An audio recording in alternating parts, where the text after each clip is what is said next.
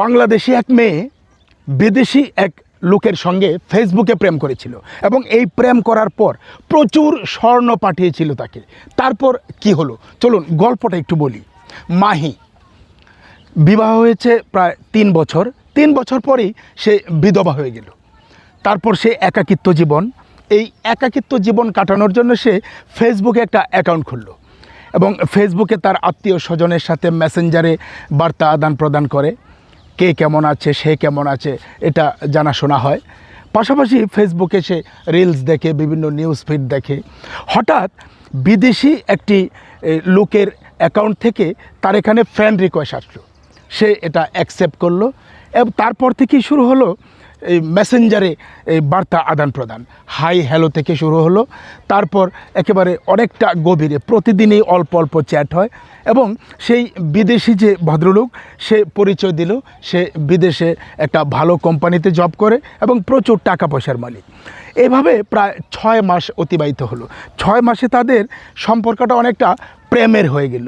মাহি তার জীবনের যে সত্যতা সেটা পুরোটাই তুলে ধরার পর সে ভদ্রলোক, বিদেশি যে ভদ্রলোক, সে এটা মেনে নিল এবং তাকে বিয়ে করবে বলেও আশ্বাস দিল।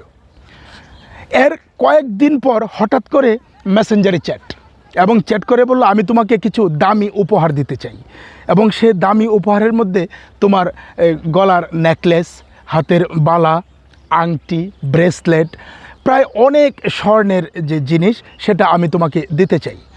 তো মাহি অনেকটা লজ্জা পেল, অনেকটা ইতস্ততা বোধ করলো। সর্বশেষ যেহেতু সম্পর্কটা প্রেমে মোড় নিয়েছিল, রাজি হলো। এর 4-5 দিন পরেই মাহির কাছে একটা ফোন আসলো এবং ফোনের ওই পার থেকে একজন ভদ্রলোক বলল যে, আমি ঢাকার কাস্টম হাউস থেকে বলছি, আপনার কিছু বিদেশি পণ্য এসেছে, এই পণ্যগুলি ছাড়ানোর জন্যে আপনাকে 30,000 টাকা ফিস দিতে হবে, তারপর আপনি এই আপনার পণ্যগুলি নিয়ে যেতে পারবেন। তো মাহি সেই বিদেশি যে ভদ্রলোক তার সঙ্গে আবার মেসেঞ্জারে যোগাযোগ করলো যে আমার কাছে ওই 30,000 টাকা চাইছে।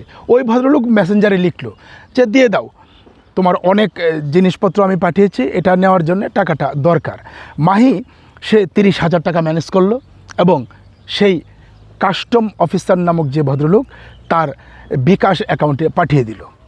এর পরের দিন আবার ফোন দিল যে, আপনার এই পার্সেলে অনেক দামি জিনিস, এটার আসলে অনেক ভ্যাট লাগবে, আপনাকে আরও 50,000 টাকা দিতে হবে। তো আবার যোগাযোগ করলো সেই বিদেশি ভদ্রলোকের সঙ্গে। সে বলল যে, আসলে আমি তোমাকে যে উপহার পাঠিয়েছি এটার দাম অনেক, কয়েক লক্ষ টাকা, এটা আসলে ভ্যাট তো লাগতেই পারে। তো মাহি তার আত্মীয় স্বজনের কাছ থেকে হাওলাত করে আরও 50,000 টাকা পাঠালো।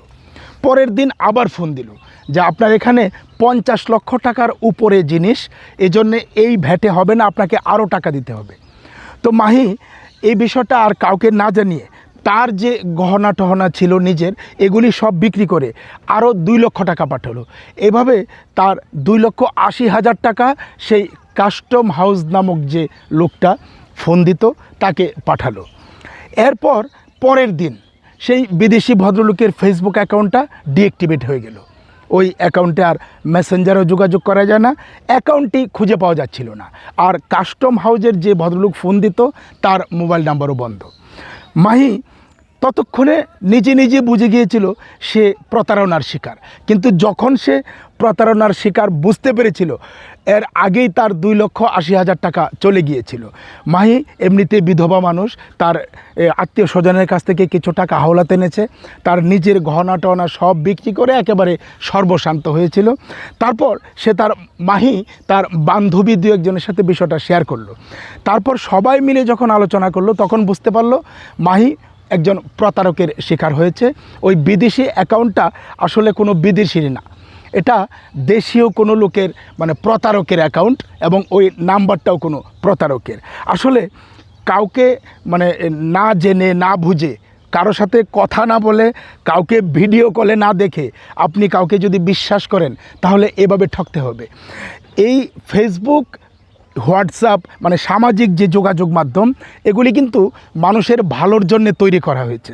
যারা এটাকে প্রতারণা হিসাবে ব্যবহার করে তাদের থেকে সাবধান থাকতে হবে। মাহি কিন্তু যদি প্রথমেই টাকাটা না পাঠিয়ে অনেকের সঙ্গেই আলোচনা করত, যোগাযোগ করত, বোঝাবুঝি কিংবা প্রশাসনের কাছে যেত, প্রশাসনের যে আইটি সেক্টর রয়েছে তারা কিন্তু এই প্রতারণাটা বুঝে ফেলতো, মাহির টাকা আসলে মানে বিয়োগ হতো না তার হাত থেকে। মাহির টাকাটা হারিয়ে তারপর বুঝেছিল সে প্রতারণার শিকার হয়েছে।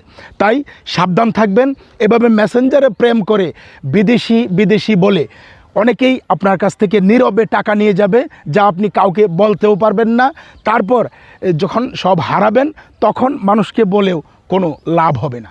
এই ছিল বিধবা মাহির গল্প। থাকবেন আমাদের সঙ্গে, আমাদের গল্প চ্যানেলটি সাবস্ক্রাইব করবেন আর প্রতারক থেকে সাবধান থাকবেন।